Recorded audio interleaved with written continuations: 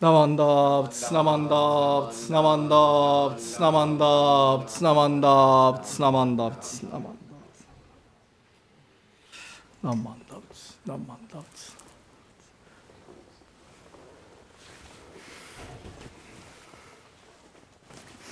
Namandab, Namandab.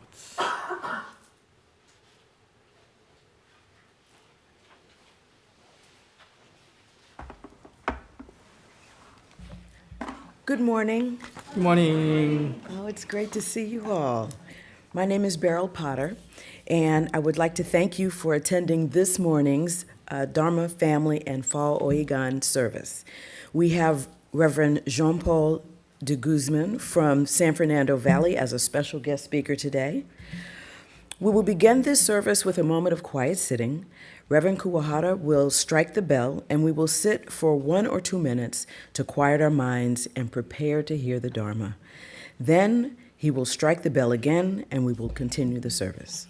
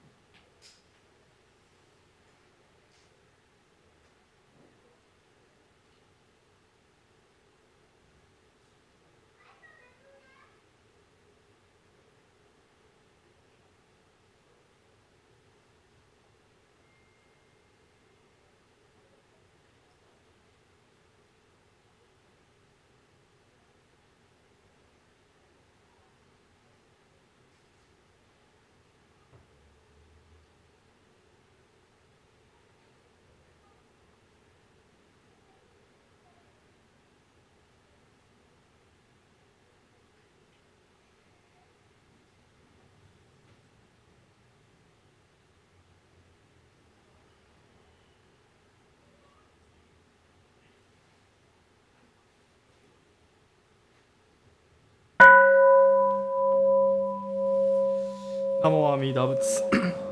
Namo Amida Butsu. Namo Amida Butsu. Namanda Butsu, Namanda Butsu, Namanda Butsu, Namanda Butsu. Namanda Butsu, Namanda Butsu.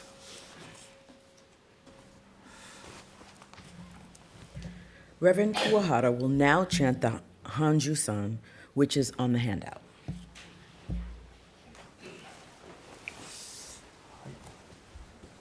Good morning, everyone. So today, Ohigan service, and then twice a year, as I mentioned, we have special services, on the equinox days. And then at our temple, not traditionally, the tradition which I started, but so we chant Hanju-san, which is composed by Shandao, Chinese Pure and Buddhist master. And then this is a really beautiful sutra chanting. And then you have today we're not going to use the purple service book. You receive the handout. And then please follow the, like a music note, like ups and downs. And maybe one part, the key goes up to A, Ra, maybe a little bit high. But you can follow this English chanting, or just silently follow the English translation. ついてないかこれ? Is this the handout has an English translation? No, no. Okay, ごめんなさいね. Then just listen or join sutra chanting. Okay, はい.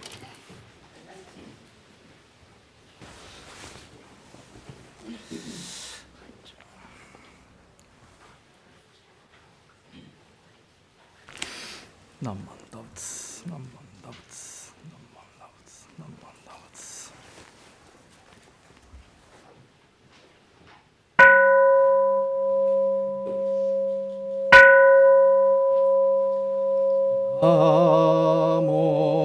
shi shin ki myō urai 西方阿弥陀仏ナモ阿弥陀仏ナモ阿弥陀仏ナモ阿弥陀仏ナモ阿弥陀仏ナモ阿弥陀仏ナシャカ如来心法うど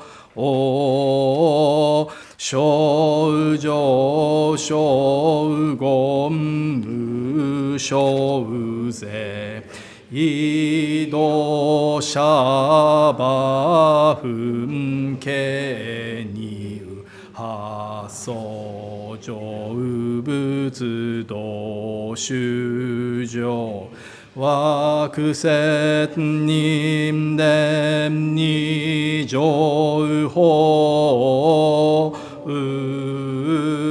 惑説菩薩涅槃因惑前惑頓妙空人法二小見相上根性理社会無薬鈍言無知難解語ナモ阿弥陀仏ナモ阿弥陀仏ナモ阿弥陀仏ナモ阿弥陀仏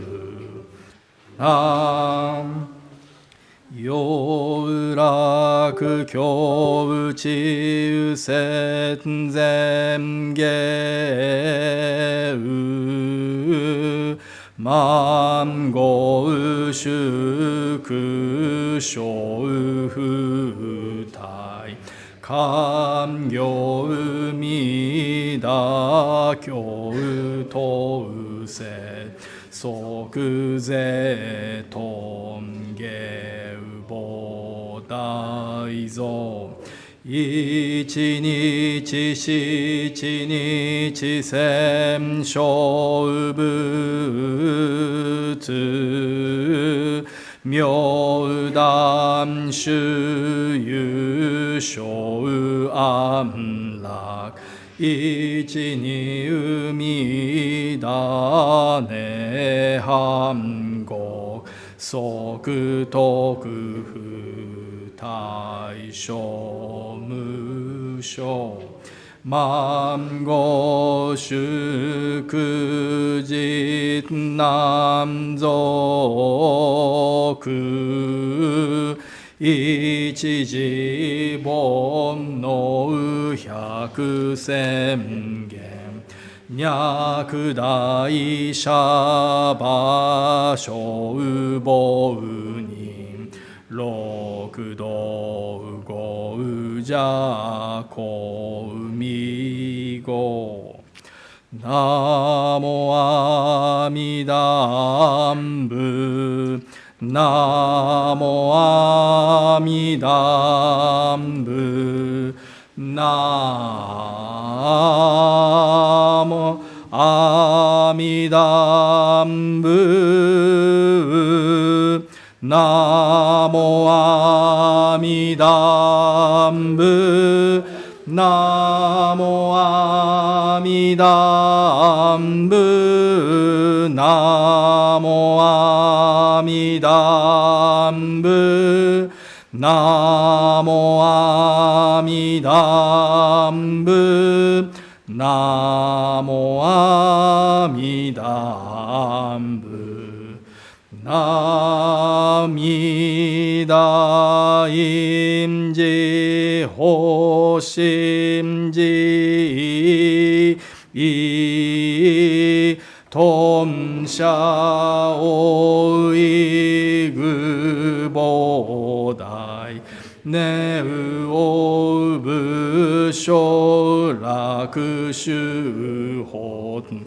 シュケシュドミョウホウゾ四十八願因寺法一世願一種上守護小言名極楽古代官病無限量ナモアミダンブナモアミダンブナモアミダンブナモアミダンブ長徳菩提等身座天狗五祭道修上心相光明世法界高所義有所界無薬一日光明相続世有世脈念仏往生人欲非実法諸仏国極楽安心実税所ナモアミダンブナモアミダンブナモアミダンブナモアミダンブナモアミダンブナモアミダンブナホンシシャカシュフ行ウ上寺上後道修上一切如来説法弁躍動今日釈迦尊随喜説法皆無薬各徳語下に有心門門門不動八万四異滅無明加護因利見即是弥陀語一生少年在会場ナモアミダンブナモアミダンブナモアミダンブナフムミダグゼリキが自が公主者は自と依頼情報楽現見如来に門母心情十分起源非我語今日四方国実税者馬本知りき脈非本知知識観弥陀浄土運河に特小浄土星音ナモアミダンブナモアミダンブナモアミダンブナアミダンブナモアミダンブナモアミダンブナモアミダンブナモアミダンブナモアミダンブナモアガンニシクドク平等聖祭道発菩提心おう上安楽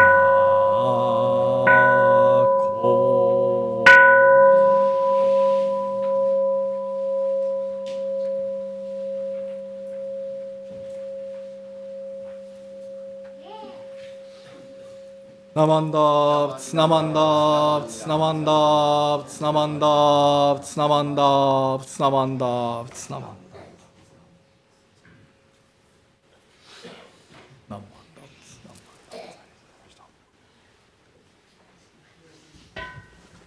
Please rise if you are able to follow along with the Gatha, Higan 1, which is on page 190 of the Purple Service Book.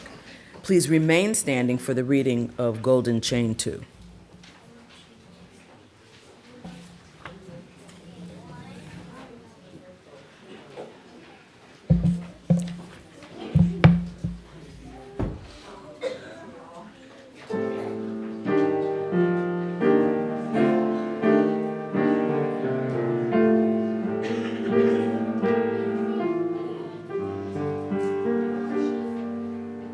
The purest time in nature's realm, in the early spring and fall.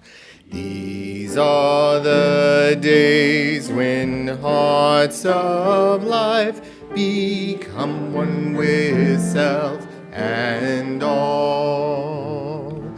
In the spring, the gentle breezes, in its most sustaining way, lifts our longing spirits beyond the toils of life. The purest time in nature's realm, in the early spring and fall. These are the days when hearts of life become one with self and all. The autumn sky, its golden haze, in its radiant splendor, tells our searching heart the flow of nature's ways.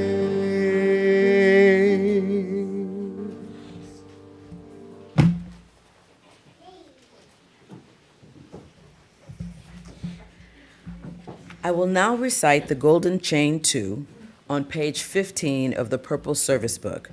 Please feel free to follow along. All right, Golden Chain 2. I am a link in the Buddha's golden chain of love that stretches around the world. I must keep my link bright and strong. I will try to be kind and gentle to every living thing and protect all who are weaker than myself. I will try to think pure and beautiful thoughts, to say pure and beautiful words, and to do pure and beautiful deeds, knowing that on what I do now depends not only my happiness or unhappiness, but also that of others. May every link in the Buddha's golden chain of love become bright and strong, and may we all attain perfect peace. Namo Amidabus. Namo Amidabus. Namo Amidabus.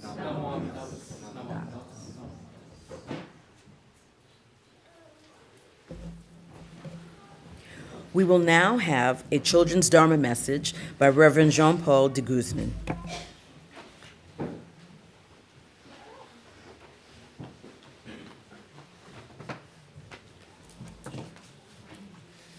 Good morning, everyone. おはようございます. Thank you very much for attending today's service. It's nice to have so many people in the Hondo main hall. So today we are so lucky to have speaker.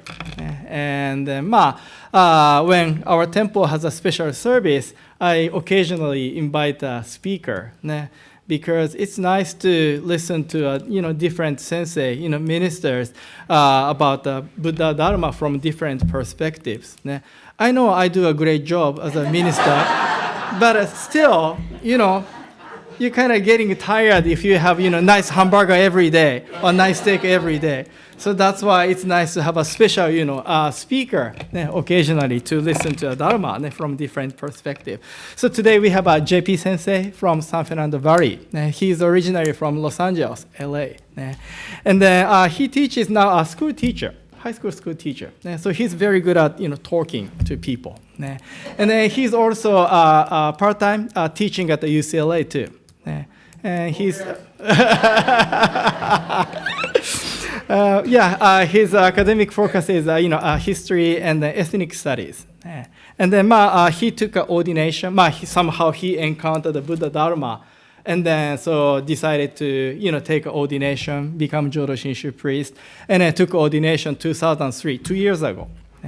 And then so today we are so fortunate to have JP Sensei. よろしくお願いします。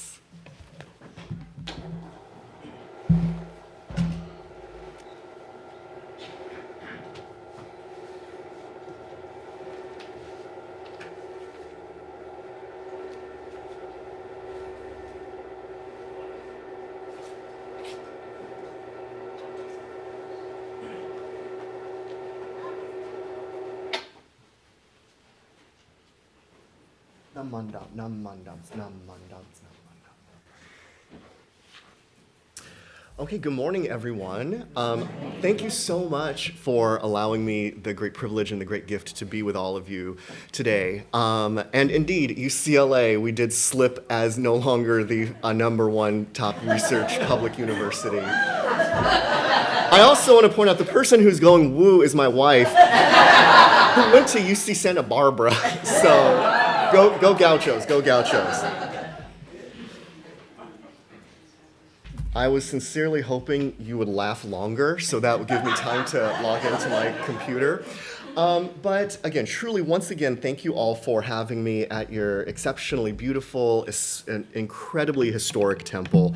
And I'm very grateful for the opportunity to be able to share my appreciation of the Dharma with all of you. Truly, thank you for this invitation. And if Kuwahara Sensei is your weekly steak, get ready for some hamburger helper. But anyway, so for my Dharma school talk for the little kids and kids of all ages, I'd like to focus on one of the 6 paramitas, which are also known as the 6 perfections. How many of you, out of curiosity, have heard of the 6 perfections before? Well, that's so good. High five, good job. Okay, another question for all of us. How many of us have ever done something absolutely perfectly? What? Buddhas among us. That is wonderful, wonderful. Well, as you get older, you learn that you don't do things very perfectly. And so being perfect sometimes, may be a little bit intimidating. But luckily, for us everyday people in Buddhism, we don't need to be perfect to practice the 6 perfections. The first paramita, which we think about quite often, especially at Ohigan, is known as dana. One very nice, succinct definition of dana I found, not on ChatGPT, I actually read it, is, quote, dana is the practice of selfless giving and generosity without the expectation of anything in return. It involves offering material support, but also time, energy, and any other resources for the benefit of others. It also includes offering loving kindness, compassion, and wisdom to others. And so significantly, what's so special to me about this is anyone, all of us, can cultivate our giving and generosity through the littlest of things.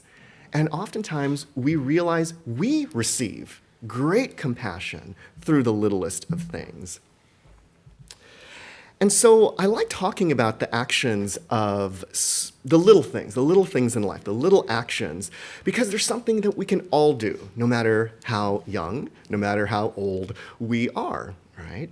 And they help us all understand a very, very important teaching of Shakyamuni Buddha, who found our religion of Buddhism.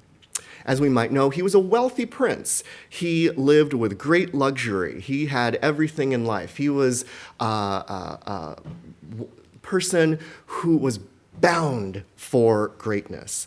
But there was something pulling him.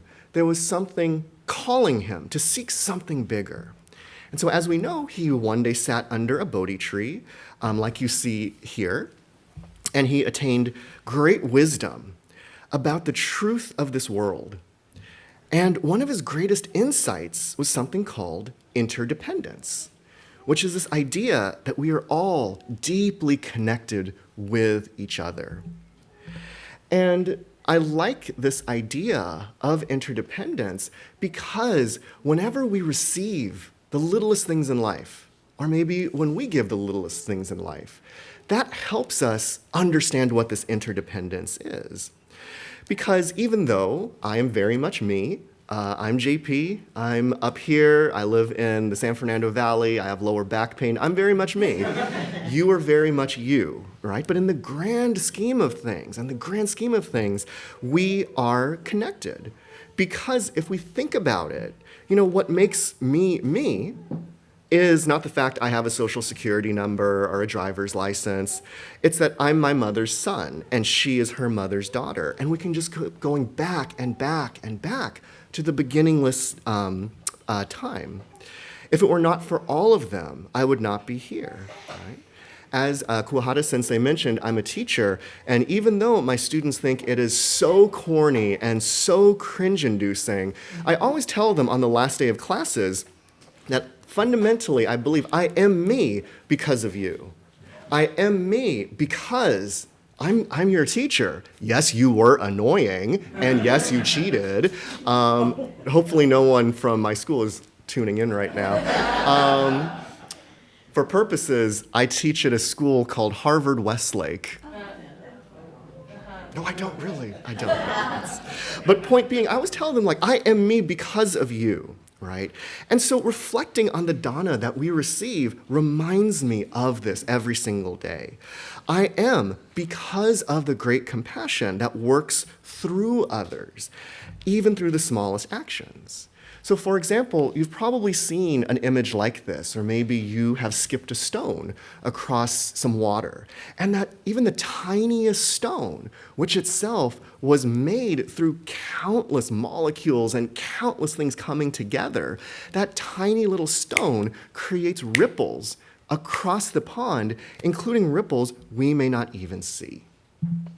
So for example, I came across this letter on Instagram from someone only identifying themselves as a grateful customer, writing to the hairdresser of the spouse of someone who had passed away. And so I'll read it to you if you can't see it too well. Let's see if I could pull it up here for my sake. This person said, "Dear Sarah, this is a little bit awkward, but I've waited a really long time to pass this on to you. My wife and I came for haircuts shortly before Christmas of last year. My wife was suffering from dementia, and you treated her as if you'd been working with dementia patients all your life. You let us sit next to each other, and when it came time for her to cut, came time for her cut, you turned her chair towards me so I could watch her expression as you cut her hair. It turned out better than I ever would have thought. Sadly, she passed away in March, and that haircut was one of the last best moments of her life. She felt so pretty. She visited the mirror in her bathroom several times during the day and would come out beaming. To see her so happy was priceless. Looking back, it was likely one of dozens of haircuts you gave that day, but one which revitalized a woman's sense of self and her singular identity. I hope you always realize the power of your profession. It's so easy to take things like that for granted. Sincerely, a grateful customer." Isn't that beautiful? I got a little teary. I'm Filipino, we get very emotional. But that really stuck with me. And so even though you could say that the hairdresser, right, she was just doing her job. She came in, she clocked in. Are any of you hairdressers, do you clock in? I don't know. She came, she just had to cut hair, right? But in doing her job, she treated that customer with kindness and dignity, which is just what that woman needed. The grateful customer's wife. And so, if we actually think about it too, you see this letter is from June 2020. Remember 2020? It said she passed away in March. Can you imagine saying farewell to your beloved spouse with the uncertainty of dementia, with the uncertainty of the pandemic, and knowing she left off to the Pure Land with that special moment? I want to point out in another little thing I came across on the internet, hopefully this works. I found this security camera footage, and I swear it was just, I was scrolling through Instagram, I was not Googling security camera footage. But it captures the relationship between an elderly woman and a grocery store worker. So let's hit play and see what it's like, and I think we'll all get a good laugh.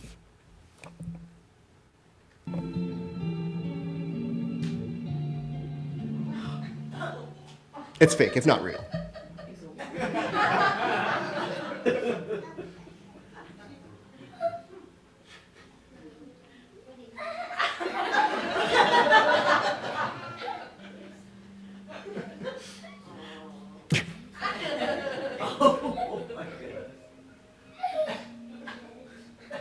Okay, that's it. It's just a few seconds. But, it says everything, right? I think we can chuckle, we can laugh to see them pretend they're in a spy movie. But this makes me really wonder who benefited more from this interaction. Was it the worker or the elder. And I'd like to think that they benefited equally from their great humor and this great compassion that is working through them. And again, it's just the little things. And so this reminds me of a poem from another Buddhist teacher named Thich Nhat Hanh, who writes, quote,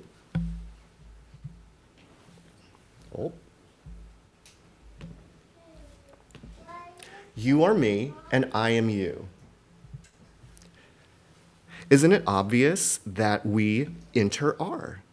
You cultivate the flower in yourself so that I will be beautiful. I transform the garbage in myself so that you will not have to suffer.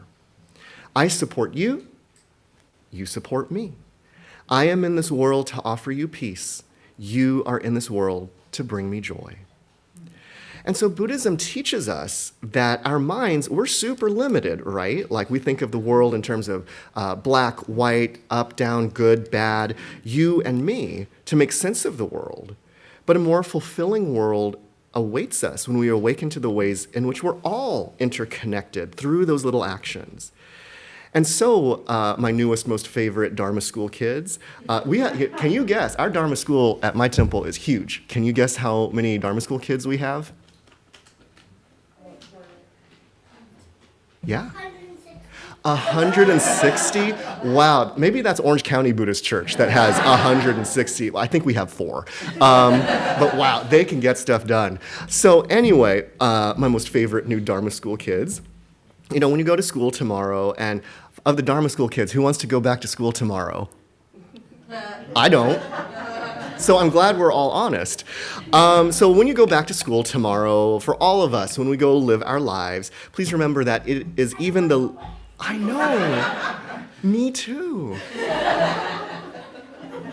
See, and you saying that is an example of a little action that brings me great comfort. So, namanda, namanda.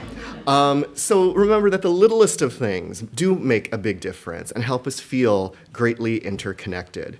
And if any of you ever forget about dana, this selfless giving that could be done through even the smallest action, I was strolling around Berkeley with my wife yesterday, and she said, "Hey, you should take a picture of that." And I was like, "Oh, is it like a pretty building or something?" And it was actually the corner of Donna and Durant. So just look outside and be remembered of that. So thank you for allowing me this opportunity to share my appreciation and gratitude for the Dharma. Please join me in Gasho as we recite the Buddha's name. Namo Amida Butsu. Namo Amida Butsu. Namo Amida Butsu. Namanda, namanda, namanda. Okay, thank you. Yeah. You know, it ideally should be. So I believe the Dharma School will take place now.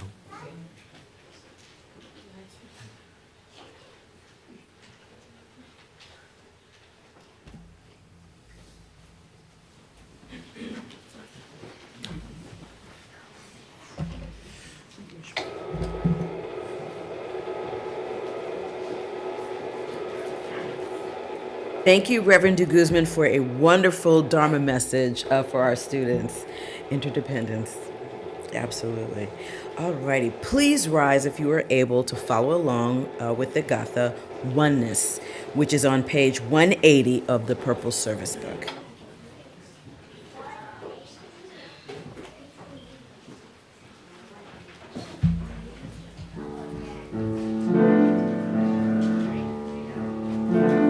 The north meets the south at the equator.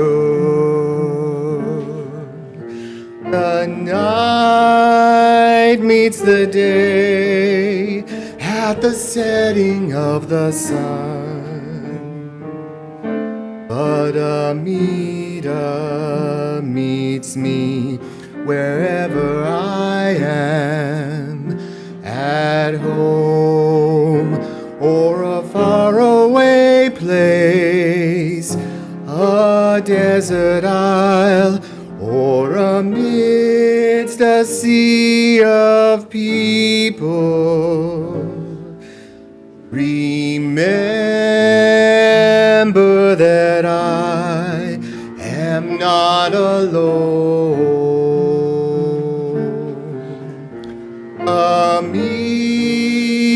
Amida and I are one, and I bow my head in gratitude. I bow my head in Gasho.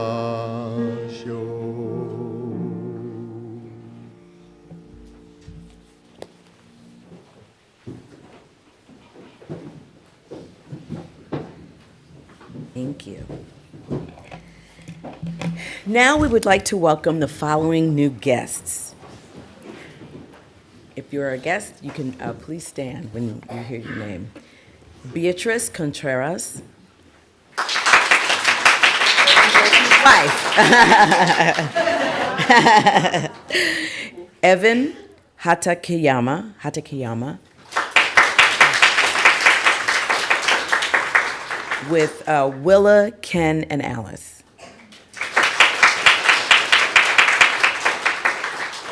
Haley. There you go. She attended the college night. Brittany and Billy. Daniel. Welcome. And Ryan. Alrighty, welcome. If there's anyone else whose name I didn't call, please feel free to stand. Alrighty, well, welcome. We will now read the announcements that have been submitted. There's the online meditation and discussion, which will take place Wednesday, October 1st at 7 p.m. The sign-up link is on our website.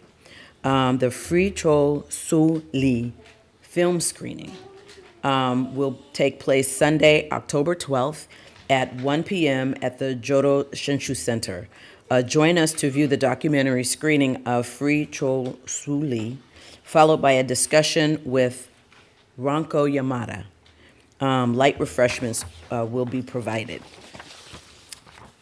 The temple picnic will take place Sunday, October 19th at the Crown Memorial State Beach in Alameda. Please arrive by 10:30 to join us for a picnic and service in the park. There will be no service at the temple. Remember, show up by yourself. All families, please bring a salad, fruit, or dessert to share, and your own beverages. Hamburgers, hot dogs, and portobello mushrooms will be provided by the temple. If you have not pre-ordered them yet, the link to the order form is included in our weekly email. If you need assistance with ordering, please contact Lena Yen or Tina Iwasaki. Next Sunday, October 5th, we will have October Shatsuki Memorial Service followed by a BBT general meeting. The Jodo Shinshu Center parking will be available. The gate will be open at 9 a.m. and close at 9:30 a.m. Sharp. Sharp.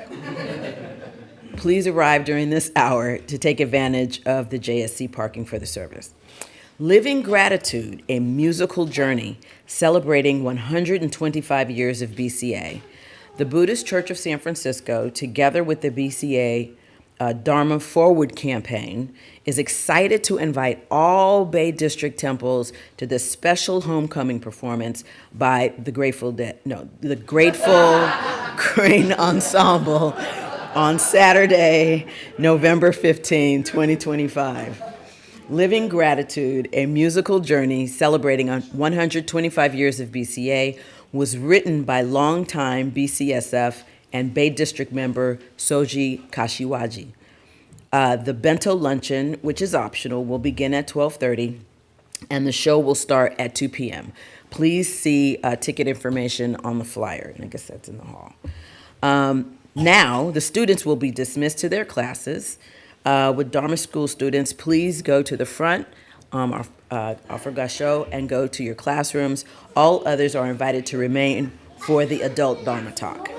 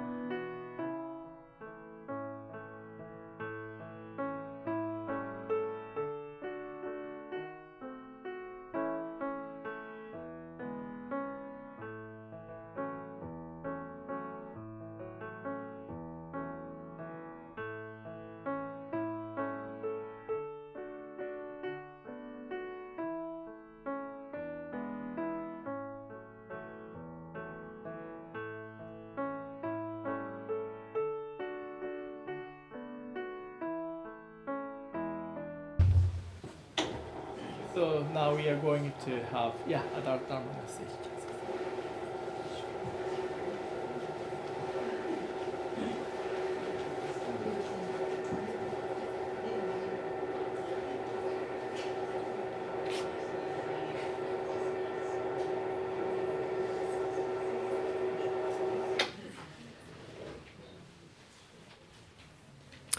Hello again.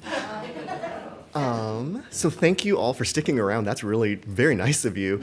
I want to once again thank you so much for the opportunity to be here. It truly is a gift. And I'd like to think that my karmic connections with your Sangha run very, very deep and have actually been some of my most treasured relationships as a Shin Buddhist. First and foremost, thank you, Kuwahara Sensei, for inviting me. As you know, Reverend Kuwahara is a bodhisattva who walks among us. He was instrumental in preparing me and my group for Tokudo with much grace and generosity. And when the throat was dry from chanting Shoshinge, and we were riding low in the saddle because we were not chanting Shoshinge well, we could always count on Kuwahara Sensei's example for us to strive better, which is something I'm very thankful for. Reverend CJ and KC and Tara were some of my first digital online friends during the pandemic through YBE and other organizing, and I continue to be very inspired by your labor in our community. Judy Kono, of course, is phenomenal and kept us very well fed at the JSC when we were preparing for Tokudo and map sessions, and I was always ready for my attire to be checked by the ministers because Judy would check it first. So thank you so much, Judy. You kept us on our toes. Pam, thank you for listening to me kvetch and complain about all sorts of things. Nothing to do with Tokudo, though, like just teaching and things like that. And so I appreciate also hearing your stories about your connections to the Asian American community and the movement and the arts, which is very inspirational. Thanks to Willie, who sent me an email many moons ago when an article of mine appeared in the Wheel of Dharma. And wow, Willie, me, Beatrice, you've never seen so many Filipino Buddhists in the same room in your entire life, right? Oh, at ikaw. Was that correct? Okay. I don't speak Tagalog very well, but my wife does.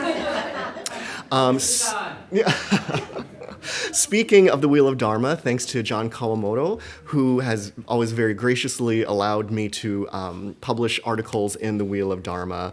And I also want to thank the live streaming team. So thank you, Bradley, and everyone who works to ensure that people can hear this anywhere and everywhere, because I actually, not to sound like a creeper, but I actually listen to your entire service on Mondays when I'm driving home. And I have a very long commute, so you keep me company. And if any of you are familiar with LA freeways, A, I'm sorry. B, once everything is done and the audio of Farewell starts playing, that's usually when I'm at the 405-101 interchange. So thank you so much. And I'm sure I've forgotten other people. I do apologize for that. Gomenasai. That was one of the most important Japanese words I learned when I went to Tokudo.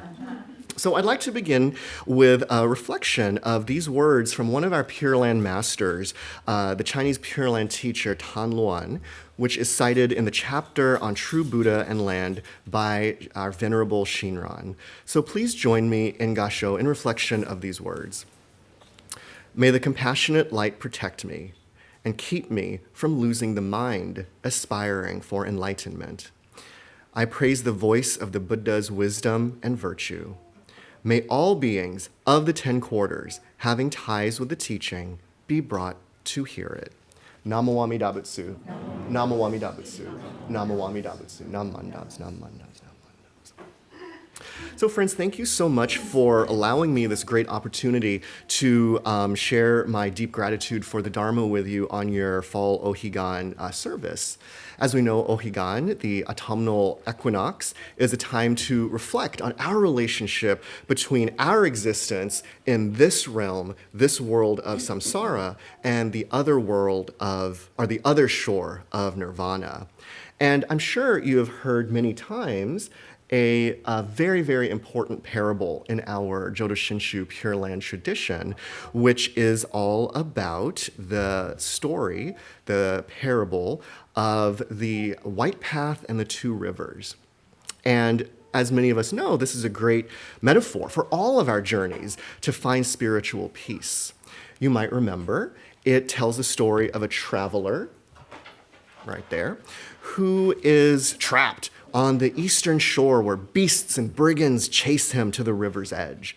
Those beasts and brigands, of course, represent our senses and our perceptions that more often than not create those mind stories that prevent us from grasping true reality, seeing the world, understanding the world just as it is.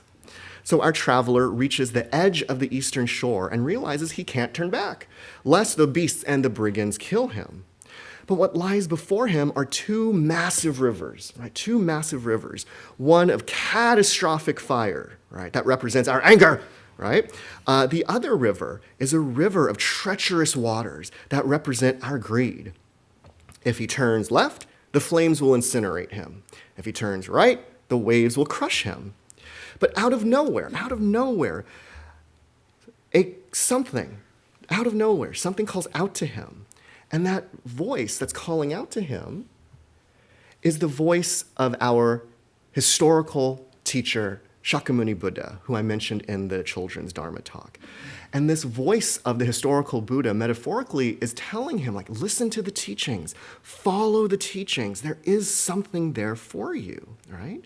Telling our traveler that if you look closely, there is that thin white path between the two rivers. And the teachings encourage him to go for it.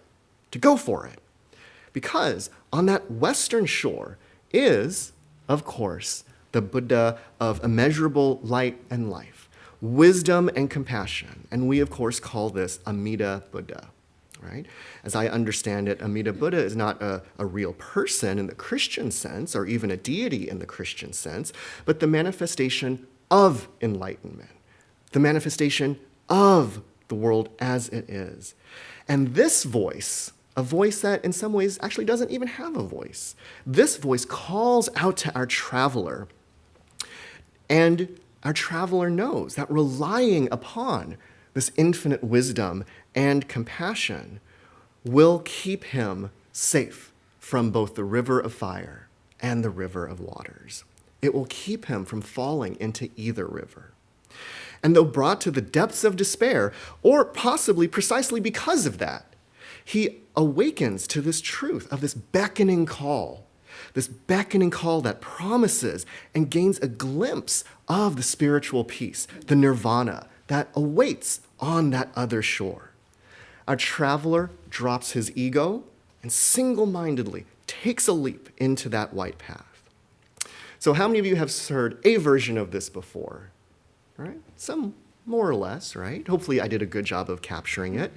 And so if I didn't, you'll never have to see me again.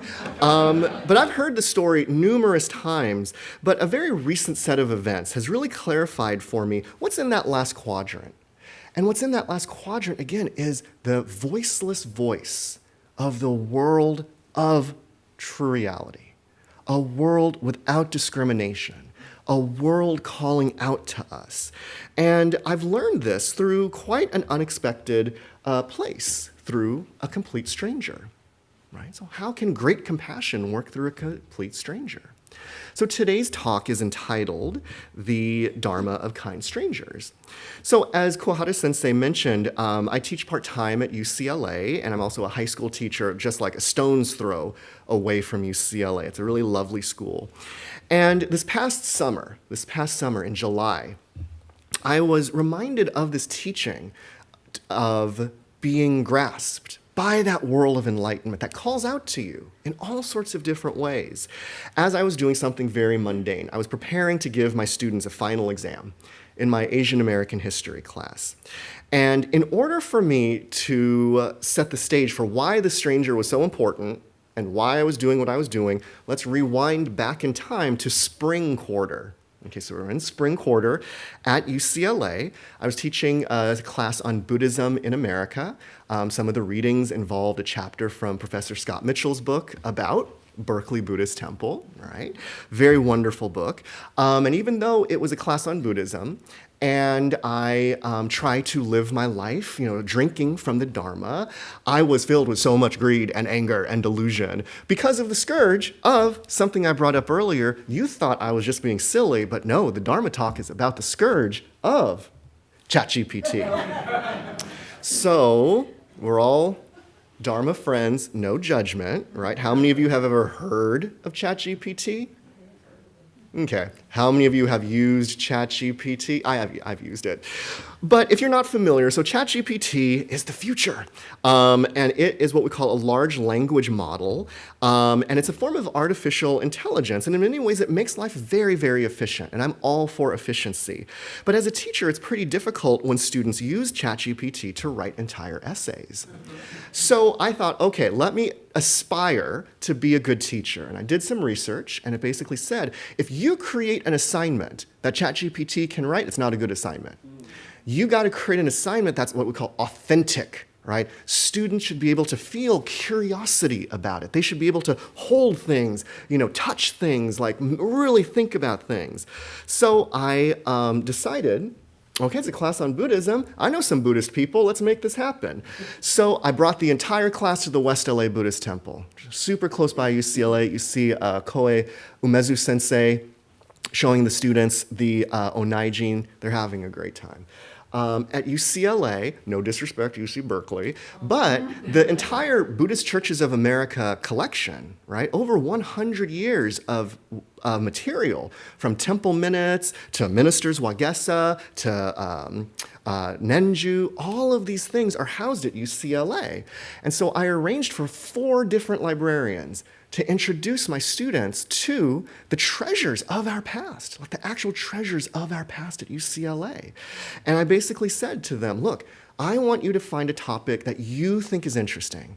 And how can we see that topic in Buddhism, right? If you're interested in sports, great. I guarantee you there will be like 1,000 photos of temple basketball games, right? You're interested in women's issues, the history of women, amazing. There's this thing called the Fujinkai, Buddhist Women's Association, thousands of pages related to that. And many students did take this up. They're like, Professor, I like this. I found something really interesting. I'm going to run with it. And then there were those who did not. And so, for example, again, to show my karmic circumstances are tied to all of you, one student who will remain nameless found this beautiful wedding photograph from a temple you're all familiar with, the Berkeley Buddhist Temple. If you see at the very bottom, it says Berkeley Buddhist Temple, 1929. That's gorgeous. And so I saw this. I'm like, oh my goodness, I know Berkeley Buddhist Temple. I love Berkeley Buddhist Temple. I can't wait to see what my student wrote, right? Did he talk about the people in the picture? Because you could see people's names are actually there. You can go to Ancestry.com. You can look that up. He could have emailed the Berkeley Buddhist Temple and said, Reverend Kuwahara, could you help me with this? He could have talked to me. Maybe he could have talked about the history of weddings in Jodo Shinshu, right? But instead, our student, who will remain nameless, wrote an essay that said, the architectural design of the building of the temple is a combination of traditional Japanese architectural elements. Being a static image in the visual work and panorama category, the photograph would probably have been taken by a professional. It is dated in English, perhaps for the purposes of internal use or public exposure. The visual acuity and framing of the photo suggest it was employed as an official or bureaucratic report of the temple's existence, perhaps for the commemoration of its expansion completion. Yeah, he didn't write that. ChatGPT wrote that.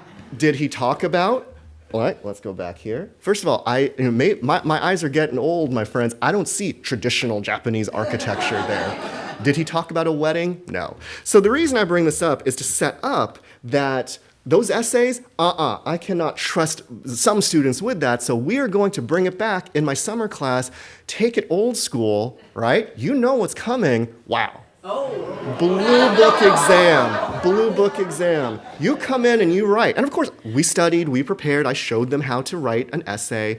And it was great. How many of you did an exam in a blue book before, right? And you're smarter for it. If, for a little bit of a chuckle, and I swear I'm not trying to make fun for the sake of it, this is a Reddit post from UCLA's Reddit, and someone actually had to put blue book exam. Has anyone ever used these things? From what? From 4 years ago. Even the Wall Street Journal, right? Headline, they were every student's worst nightmare, now blue books are back. And I think I snuck behind the paywall to at least get this one line. Quote, the improbable growth of blue books was even more impressive at UC Berkeley. Over the past 2 academic years, blue book sales at the Cal Student Store were up by 80%. Right? So, okay, I'm bringing all this up for a reason, I swear. So I had the students do this blue book exam, and the exam was ready to go. It was ready to go. Students were tasked with writing an essay all about Asian American history, tying together, tales of the exclusion of Chinese in the 1800s. There you see a Asian American feminist manifesto from the 1960s. There's the cover of a magazine saying, oh, those Asian American whiz kids, they're so smart at using ChatGPT. So everything was ready to go. Except I realized one thing. If I'm going to have them write all this stuff out on paper, I have to print out the exam, right? It has to be on paper as well. And so, Judy's going to be so disappointed in me. I should have printed the exam out, not on the day of the exam, right? And so the basic lesson, of course, was plan ahead. But the larger Buddhist lesson in what this morning of the exam looked like was a reminder that there are these moments to awaken to this voiceless voice, this great support we receive from the great compassion in every moment of our lives. And I learned this because when I went to print my exam, it was not as simple as clicking print, right? Let me do this. There were instructions I had to follow, and even more instructions. And there are more instructions, which is why, Bradley, thank you so much for helping with the tech. Beatrice, thank you for helping with the tech. So I could not just hit print, right? I had to do all these things, and I had to do that as well. So point being, there's a lot going on. And so it was rough. It was very rough. And guess what? I wasn't able to print from my department. And I budgeted 2 hours before the exam, so 30 minutes was gone. So being, at the time, the #1 public research university in the world, I thought I'll go to the university library. Because, again, this did not work.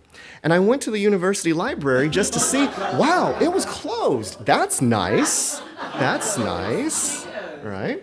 And I thought, okay, so the research library by my office, it's closed. That's okay, it's UCLA, they have a ton of libraries. I'll go to the main library, which was closed. And I called the central computing office. I did something I don't like. I'm one of those millennials who's afraid to use the phone. I put that aside, right? Calling voice of Amida Buddha, take that risk. So I called the computing office to say, could you please help me, pretty please? And they said, oh, no one's in office because the air conditioning isn't working across campus. So I thought, okay, I'm out of here. Remember I told you I teach at a high school about 4 minutes away, right? So I thought, I'm just gonna hop on the freeway. 4 minutes away, everything will work. I packed up my bag, I'm gonna go to my high school, go to my office, print out the exams. It's just 4 miles away in LA, right? On the 405. On the 405. Thank you, Beryl, that's an excellent observation. There you go. So then I was out of there. I was out of there, right? And then as I was rushing down the hall, I noticed a single door was open. A single door was open, and it was from something I had never heard of in my entire life at UCLA, the Center for 17th and 18th Century Studies. And I noticed there was one single worker in there. So I sheepishly introduced myself to her. Her name was Juliet, and I told her my story, and I was also sweating bullets. And immediately, she empathized. Immediately, she said, JP, breathe. Email me your documents. I'll print them out for you in my office. Like, that's fine. Just breathe. And so she said in a matter of seconds, I would have my exam. She would even color photocopy them. She was willing to risk like toner for me. And so she opened up the email. She's like, JP, got it. She downloaded it, got it. And she went to print it, and nothing happened at all. And she thought, maybe your file is corrupted. So she tried to print just one of her own documents. Did not work. And so that was nothing. So luckily, she shared that, JP, it's okay. This is not a problem, right? Don't worry about it. I troubleshoot this stuff all the time. I even learned as we chatted that she went to UC Santa Barbara, where she worked in a tech office. She said, JP, I got this. Don't sweat this, right? Kick back, right? It's going to be fine. So she went as far as to look up online the copy machine manual to see what the problem was, and it was an issue with the wireless connection. Classic. And she got the wireless connection to work. Success. Except the wireless connection was indeed working, but it did not print. And so by this point, she called in reinforcement. She contacted the tech person in her center, who, of course, was working remotely. So they were just texting each other or slacking each other or something like that. And she was like, got JP. Okay, Matt has our back. We need a code. I got the code. She punches in the code. Nothing happens. She gets the right code. Nothing works. And she realized, gee, I know. It has no toner. That's it. So I go with her to another part of her office to get the toner. We put the toner in. All would be great. The toner was working, except there was a glitch in the system. So as you could imagine, right, in Buddhism, regardless of the type of Buddhism we talk about bonno, blind passions, greed, anger, delusion. And I was getting so greedy that I'm like, why did this not work? I was getting angry at this guy for not printing when I should have, and I was realizing just how deluded I was that, the world revolves around me, because it does not. And so as I was getting angrier at myself for wasting this poor person's time, I was cursing myself, then I was getting mad at myself, saying, why didn't I just drive to my high school? I could be back by now. My anxiety was growing, and I was getting more and more frustrated, seeing that I was out of control of this situation. I looked at the clock. There was 30 minutes until the final exam. And so Juliet, being just a great person, said, JP, let me go to your department. Let's go to Asian American Studies. Let me see if I could troubleshoot your printer. And she was like finagling, and she was doing this, and she was doing that. And I covertly looked back at my email to see, did I miss something? And yeah, I missed that. I forgot to put the entry code, which was literally 1, 2, 3, 4. So she was doing her thing, and I was like, oh no, I wasted this, what felt like 5 hours of this poor person's life. And so she was finagling things, she was doing her thing, and she was like, JP, I don't think it's gonna work. And I didn't have the heart to say, oh, Juliet, I figured out I did something wrong. And so she said, JP, just email your things to the central printing office on campus. I'm like, yeah, I'll do that, I'll do that. And so she went off on her way. I printed everything perfectly. And once I got to class on time and the students were taking their exam, this gave me an opportunity to breathe, to pat myself down. I was sweating like a sinner in church. And we don't believe in sinners in Jodo Shinshu, so that's nice.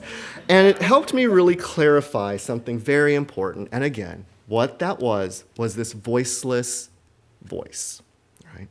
First and foremost, this made me think about how almost any other person on a campus as huge and impersonal as UCLA could have easily said, you go kick rocks. I don't care. Your problem is not my problem. Your lack of preparation does not mean an emergency for me, right? They'd be perfectly reasonable in saying that. But her patience made me think about there had to have been something in Juliet's karmic past that called her without her even knowing it, to act with such kindness and compassion. And that, I'd like to think, was this idea of the voiceless voice. And again, it's a voice that we don't necessarily hear directly from an individual person, right? It's not something like that. It's something that is speaking to us in a variety of ways, right? This voiceless voice is not the voice of an individual person. It's not the voice of an individual deity saying you're good and you're bad, so you're going to get the printout and you're not going to get the printout, JP. That's not the voiceless voice, if I understand correctly, right? This voiceless voice is something that reveals greater truths to us. And so, this made me think about a line from Takashi Miyagi Sensei, the minister at Southern Alameda County Buddhist Church. He's a professor here. He's the dean of IBS. And he wrote, quote, "We feel it at certain times in our lives, but we can't quite understand this world of enlightenment that reaches out to us. We feel it, we sense it, but we can't quite pinpoint exactly what it is. What is this connection that I feel with something outside of me? Those are the moments in which truth is calling out to us. I know you have had these moments. The fact that you are a living being means you have had these connections at one time or another," end quote. And so I'd like to think that this voiceless voice calls out to remind us of multiple important truths in Buddhism. And so what are these truths? So first, this voiceless voice reminds us that no matter how many degrees we earn, no matter how many accolades we rack up, no matter how many promotions we get, we are all those foolish beings. We are all bombu, right? We are motivated by our greed, our anger, and our delusion just like me. And being bombu and awakening to that leads us to suffering, right? And that is also the first noble truth. I had the hubris, after all, to wait to the very last minute to print out my final. The anger that things weren't going my way, and the delusion to expect something that is as unruly as UCLA would bend to my every single need, that led to great suffering, right? Another truth is that this voiceless voice reminds us that limitless, inconceivable, boundless wisdom, reality as it is without our discriminating minds, that divides up the world into good and bad, right? This limitless wisdom is working through great compassion that we collectively call Amida. Now, that might sound vague to some of us, right? Until we understand that this voice reminds us that people all around us are the conduits of that great compassion, people just like Juliet. So for example, as Juliet and I casually chatted, as she was trying to help me, I learned a lot about her. I learned that she's actually leaving UCLA soon to pursue a career in speech pathology, a path that will lead her to provide expert care to countless other individual people. Right? She's clearly a very caring person. I also learned that this kindness that she shared with little old me is part of a larger attitude towards life. As I thanked her repeatedly, she repeatedly consoled me, saying that these tech problems happen all the time, and helping me out, that's what community is. That's what it means to be in community, especially in a place as huge and alienating as UCLA. So this made me wonder, not just, wow, she's a nice lady, but truly made me wonder, what are the experiences she has had? What has been her encounter with great compassion that has led her to help some complete rando like me who showed up in her office on a day with no air conditioning in her office, right? And in wondering about these connections, I came to slowly begin to understand another truth. I realized that this voiceless voice was inviting me to think about just how interdependent our lives are.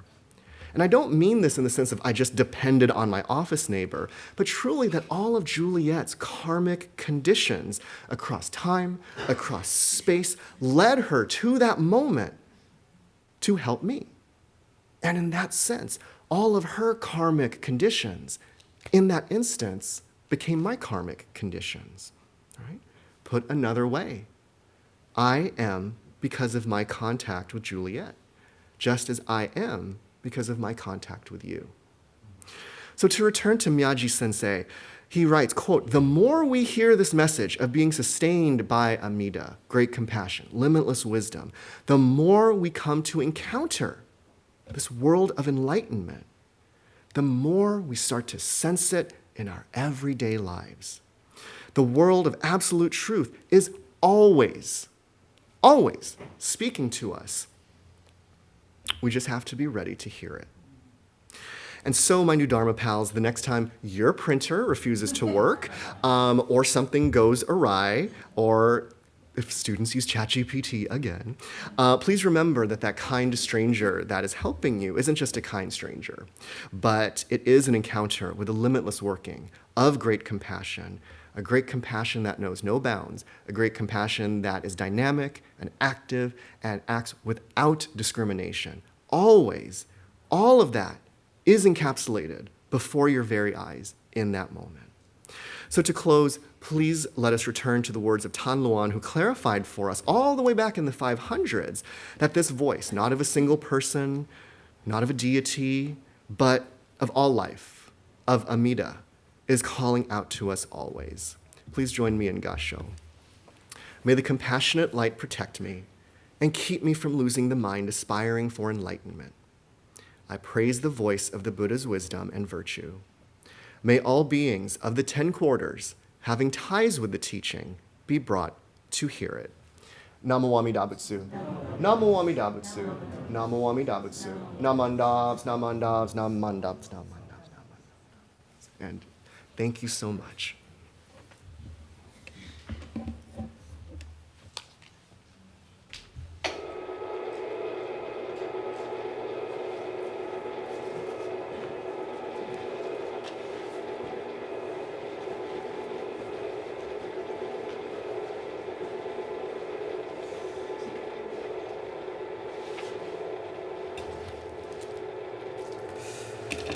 Thank you, JP Sensei, for your wonderful Dharma message today. ありがとうございました。I'm sure members here today really enjoyed your Dharma inspiration. ありがとうございます。So now I would like to say thank you to the all danas we received to have this, today's service. First, thank you, Bear, for being a wonderful chairperson today. ありがとうございました。And then thank you, live streaming team, for your help during today's live streaming service. ありがとうございました。Thank you very much. Thank you, Emiko-san, and then Sangha Singers, for your beautiful gasa today. ありがとうございました。Thank you very much. And then thank you, September Tobans, and then everyone who contributed today's Ohigan potluck after the service. ありがとうございます。Thank you very much for your Dharma. And then thank you, Tara, for assisting, being a minister's assistant today. ありがとうございます, Tara. I think she's in the back. And then thank you, our Dharma School teachers, and for your guidance to our Dharma School students who are here today. ありがとうございました. Thank you very much.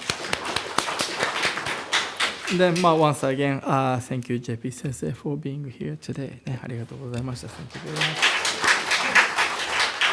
So this concludes today's service. Thank you everyone who joined the service today in person or virtually. ありがとうございます。